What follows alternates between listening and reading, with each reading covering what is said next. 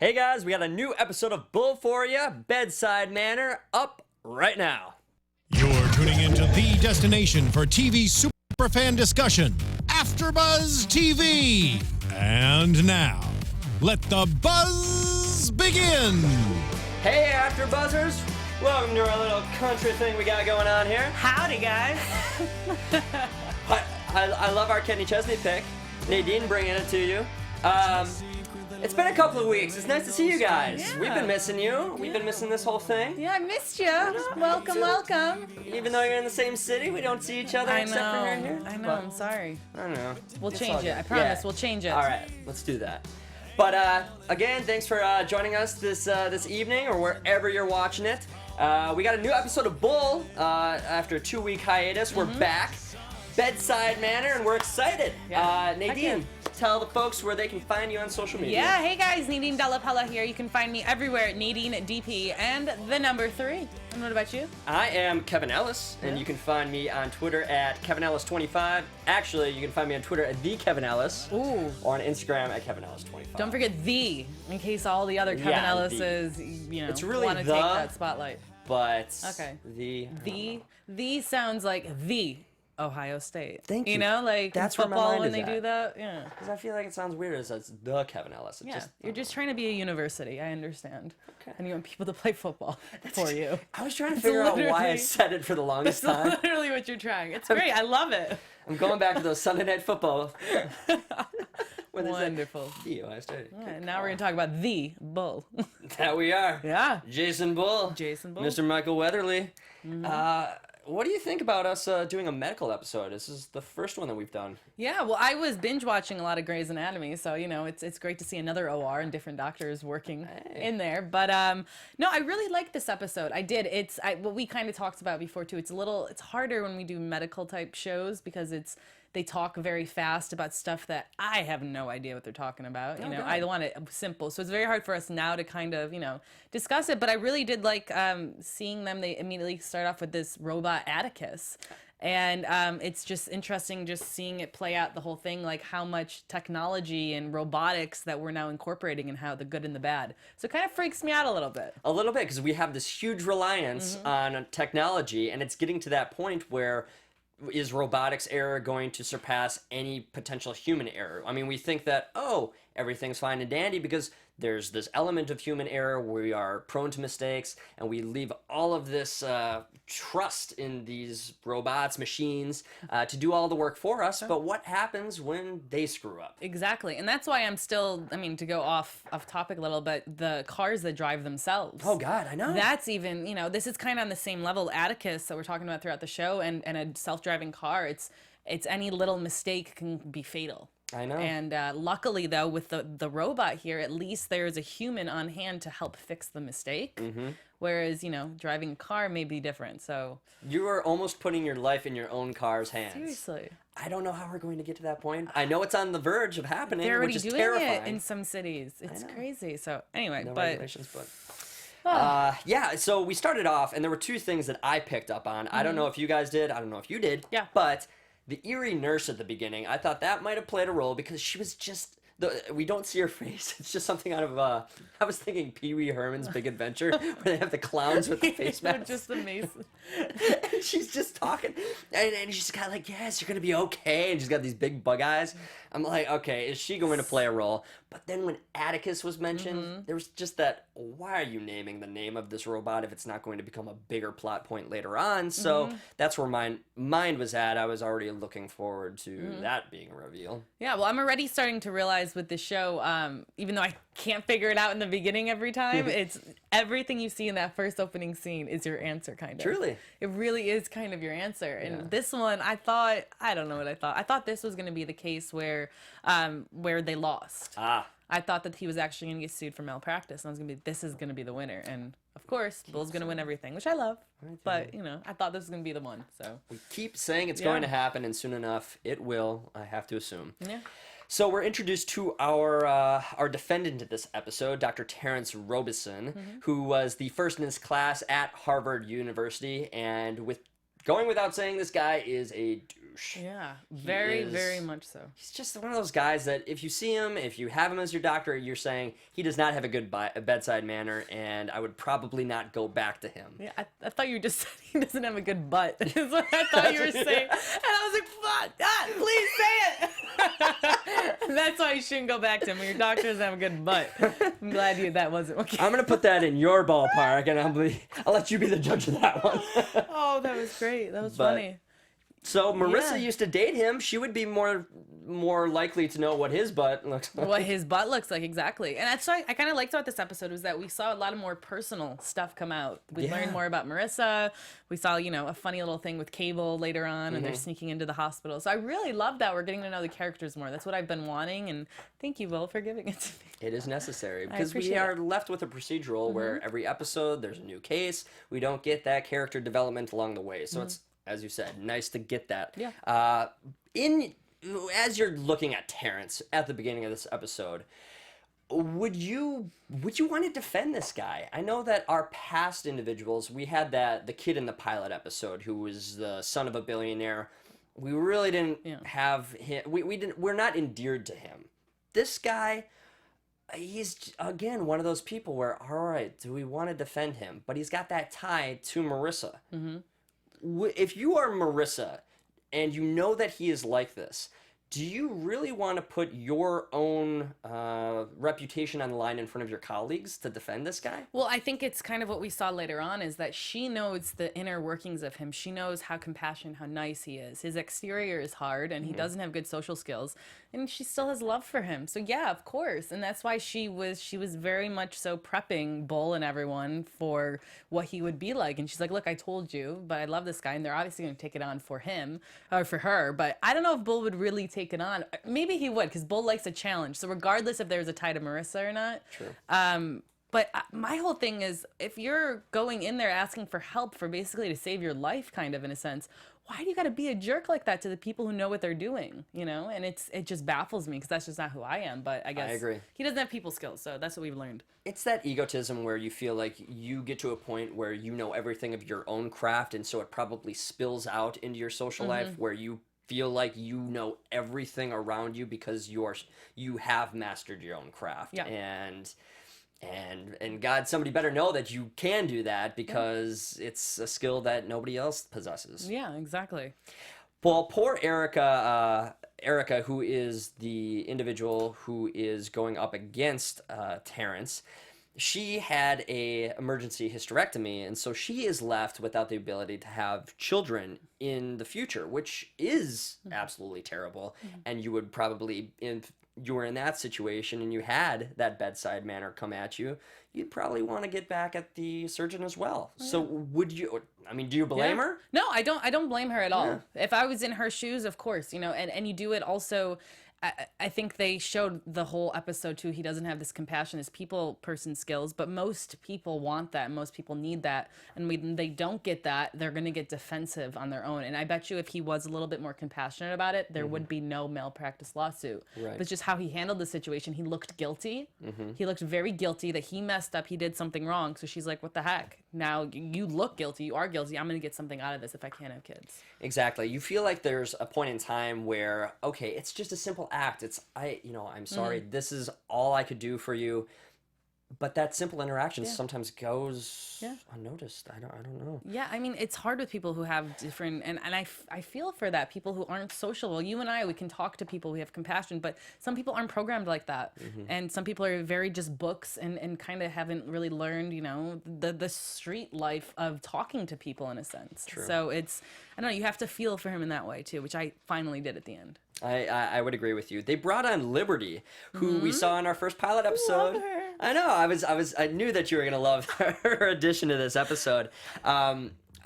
Did you expect bringing in a character that we saw in our first episode? No, That's rare. That's really rare. And I loved it. It showed how much of she's impacted everyone because it's you root for the underdog in that case, and in this case, she is literally the exact opposite than Robeson. True. The polar opposite. So, and we wouldn't have known that if they just had brought. I thought they were just going to bring in another woman, and then they were going to be like, oh, like we had dated, and she's whatever, like a new character.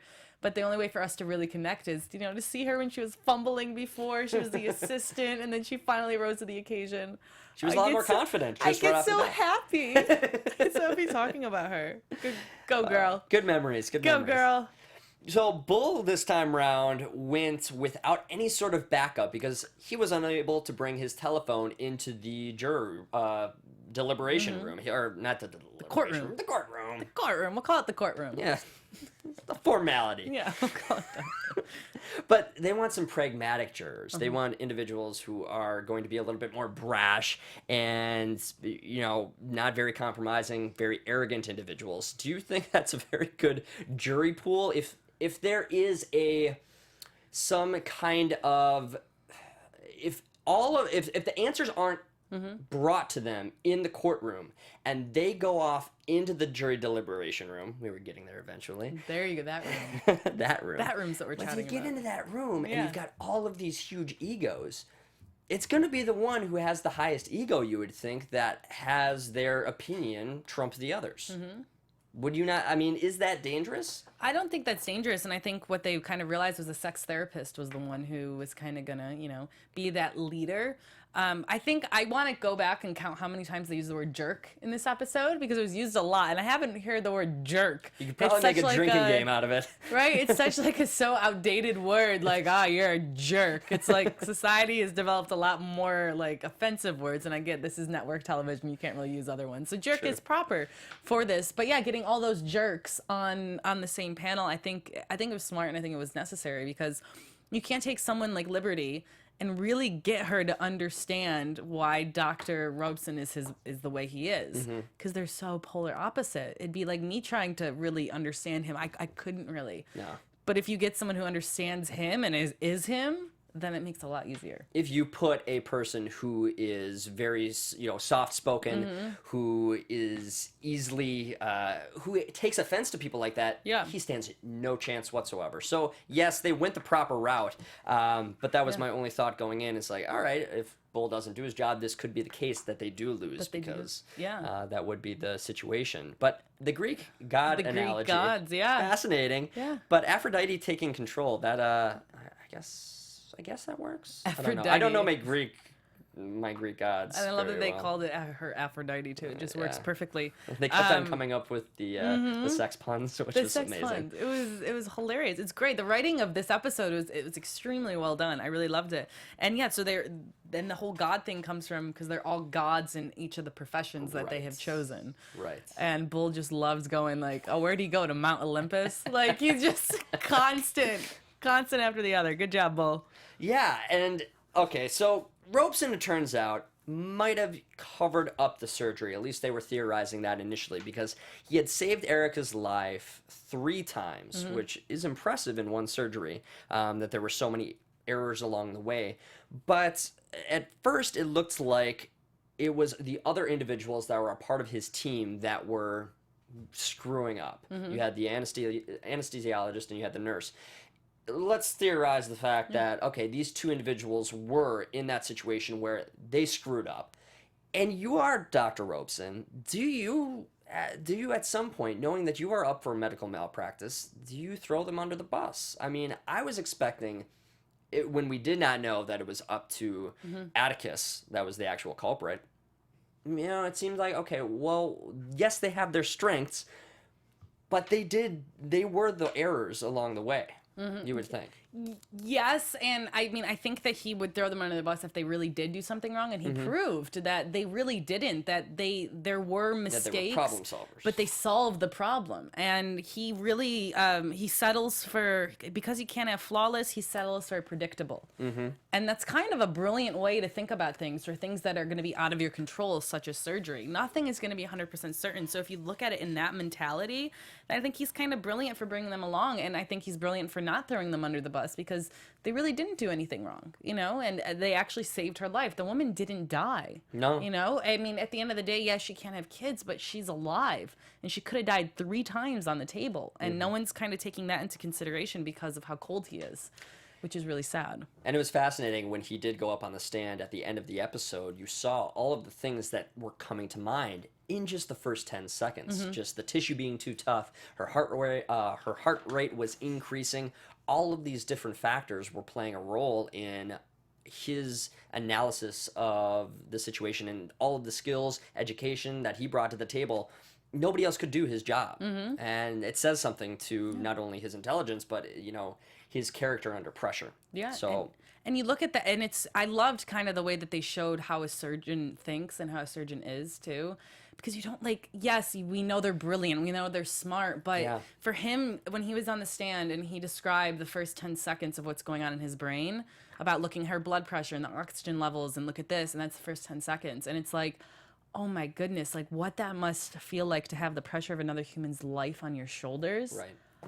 Whoo, baby, I'm glad I'm not a doctor. That's all I gotta say. It definitely gave me a greater appreciation. 'Cause Huge. you don't think about the little things. You think it is step A, step B, very cookie cutter. You go in for a surgery, you know what's going to happen.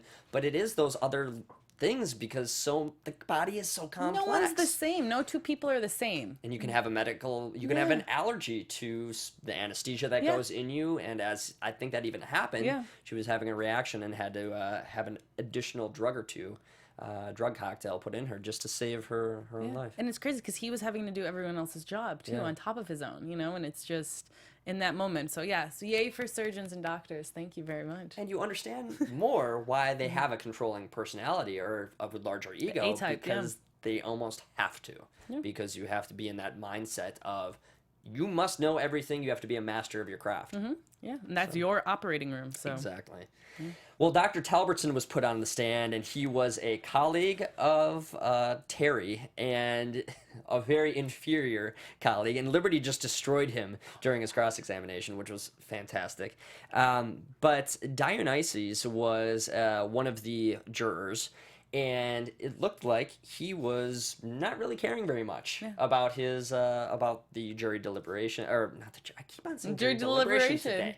You just want to be a part of a jury deliberation. Oh God, no! I got a letter in the mail from Wisconsin, and no way! But that was a couple months ago. You just ignored it? No. I had to actually bail on in and say I'm in California now. Oh, and they were fine with that? Didn't have to deal with it. Oh, good. I was like, are you gonna have to go back? Oh, that would be a nightmare. It'd be horrible. Yeah. To go serve for, you know. Have you been called yet? No, I'm going to Knock be on now. the wood. I'm there's no wood here. Jinxed it. There's no wood to knock on. Yes, I'm going to have to. Well, this is like something, you know, kind of wood. Cardboard. Looks like wood. Yeah, and I think that just going to the jury, the fact that I didn't really touch upon this. When you said he wasn't allowed to bring his phone in, it really kind of shows how critical and how important it is that he has the team on the line kind of at all times. Like, yes, he's very good and he's masterful at being able to read on his own, but I think now he really does rely on his team so much, and with all the technology, I mean, why wouldn't you? Because the fact that he's like, oh, I'm confident I got this, and then he immediately calls them and has to do a little, you know, did he have 2 phones on him? How did he get the phone in? I thought they had to leave it.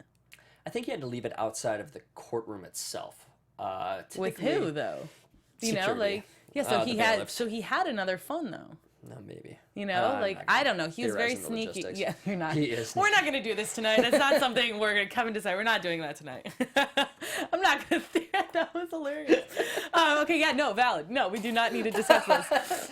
I mean, please, by all means, if you have a No, theory. I loved it. That was beautiful. You're taking charge. This is your surgery room. I do not want to be compared to Terry OR tonight. room. This is your OR room.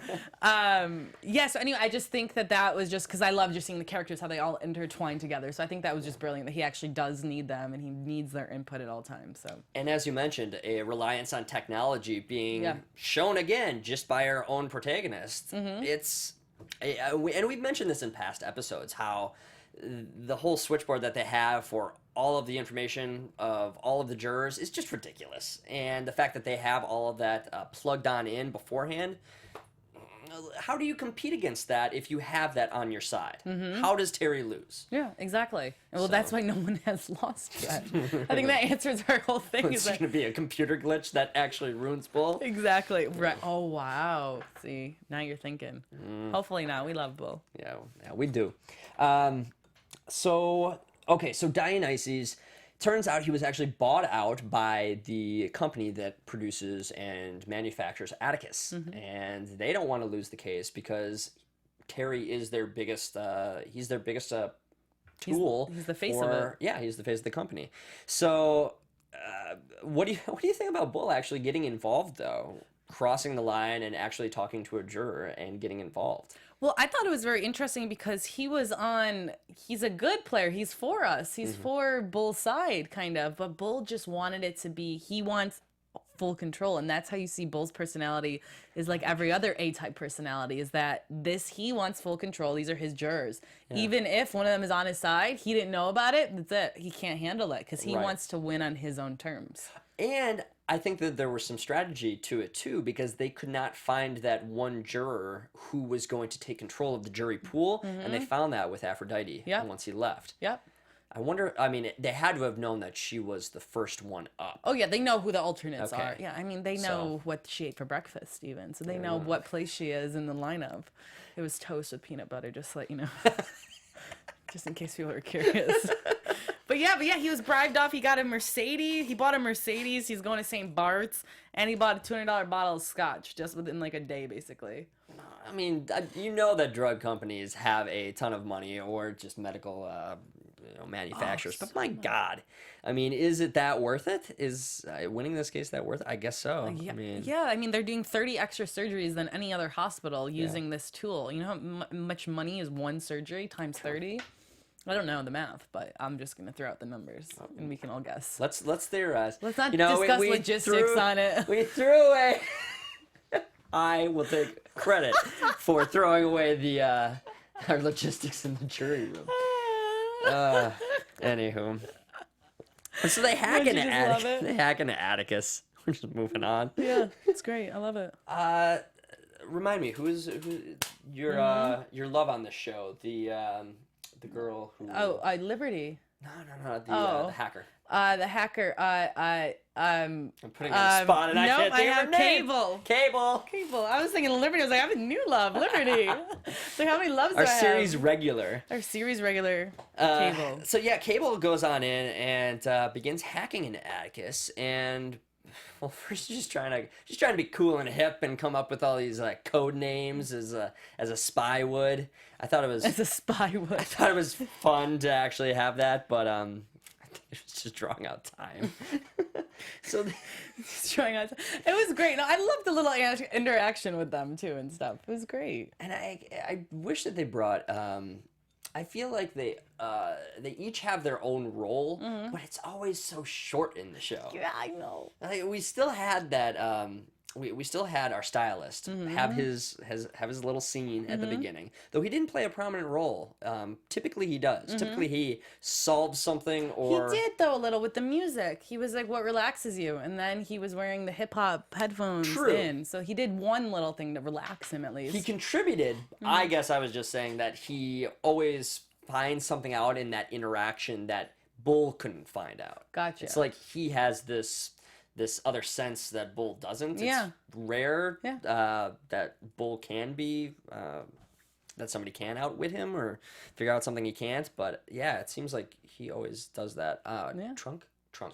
There you go. That's his name. As you're talking, you're thinking. I'm See, we're thinking about what his name is the whole time. So what was I going to go with that? So Cable was hacking into Atticus. And I kind of want her to have her own show. Can we put that out there? She's brilliant. She's funny. She's made this pitch. She's a millennial like me. We can get along. She can do all the hacking. I can do the laughing. It'll be great. It's a great pair. Hacking and laughing. We'll get one of the writers on here. We'll make the pitch. Okay, there we go. We'll make it happen. Liberty and Dr. Grayridge then. This is probably the best part of the episode, in my opinion. They bring out Atticus onto the courtroom floor, and it's menacing.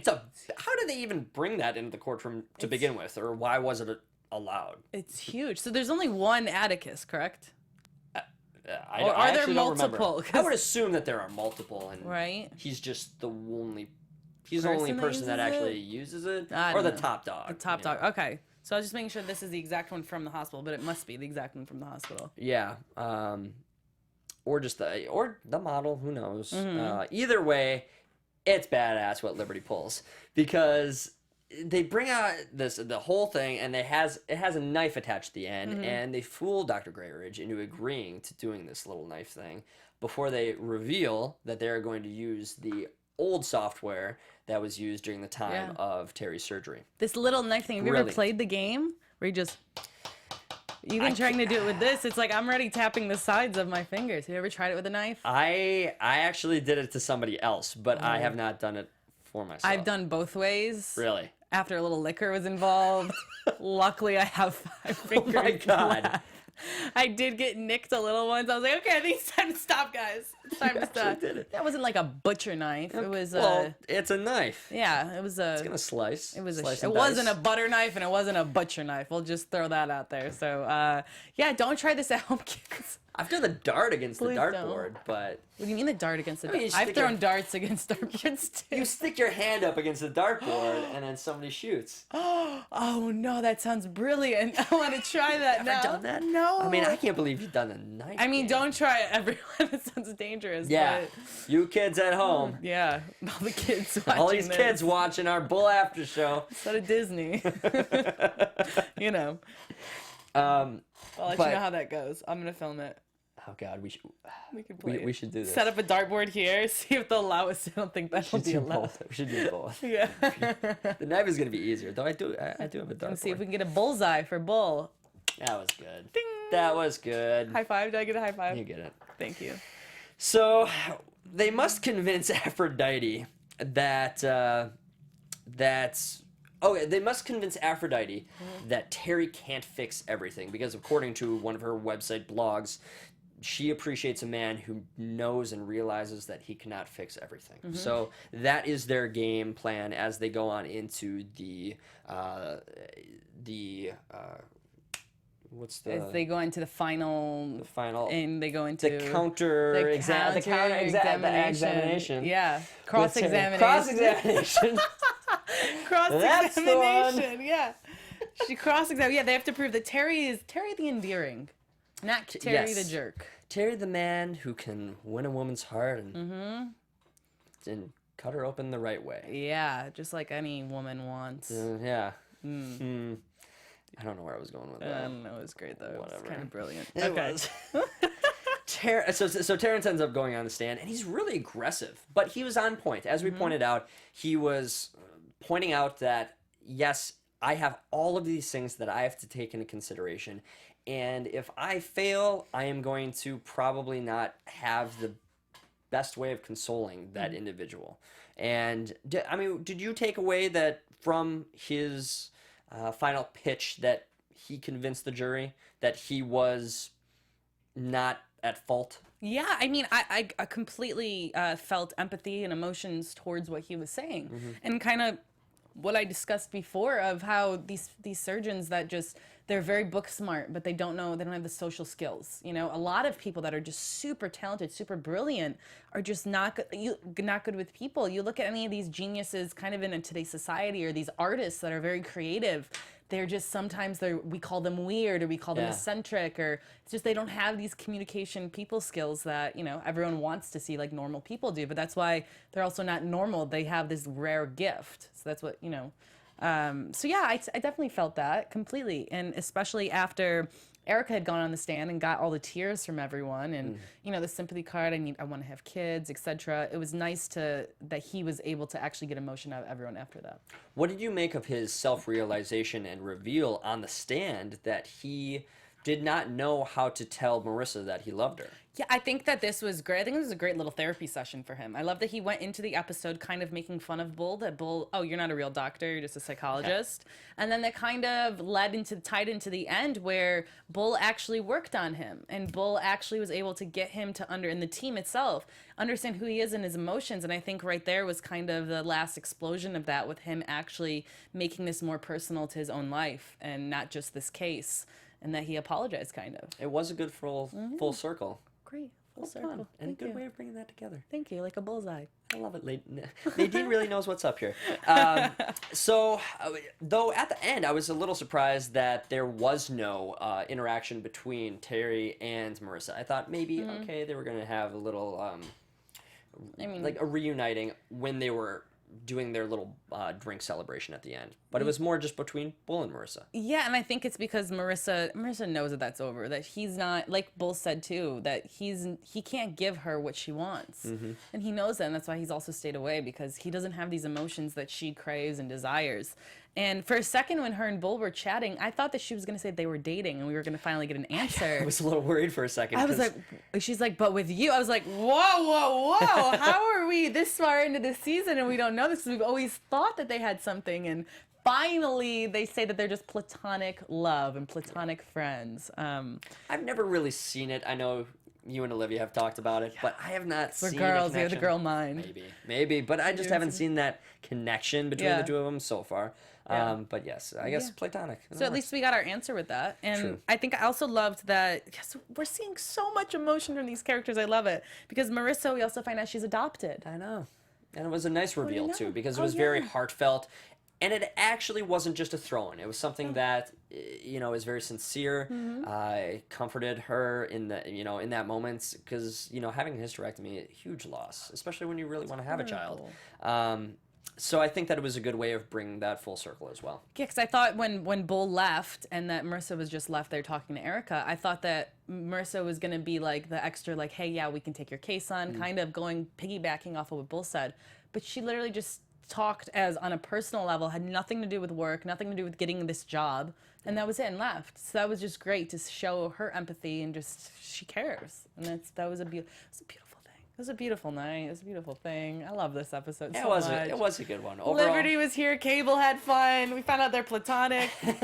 My night is made. I can go to sleep. But I think it actually you brought up a good point in that we actually found more out about our main characters than we have in probably any episode that we've had so far. Yeah. So it was a big it was a good episode. yeah. Any other final thoughts? No, just Cable needs her own show. That's All about right. We weren't with Olivia tonight, Yeah. but tell everybody where they can find you on social media. Yeah, hey again. guys, you guys can find hey, as if I went somewhere and I came back. You can find me at Nadine DP3. Thank you so much for watching us. And I am Kevin Ellis. You can find me on Twitter at @TheKevinEllis or on Instagram at KevinEllis25. We will see you again next week, guys. Olivia will hopefully be back, but Nadine and right I here. will be here. Love you guys. We'll see you. Bye. From executive producers Maria Menounos, Kevin Undergaro, Phil Svitek, and the entire AfterBuzz TV staff, we would like to thank you for listening to the AfterBuzz TV network. To watch or listen to other after shows and post comments or questions, be sure to visit AfterBuzzTV.com. I'm Sir Richard Wentworth, and this has been a presentation of AfterBuzz TV. Buzz you later.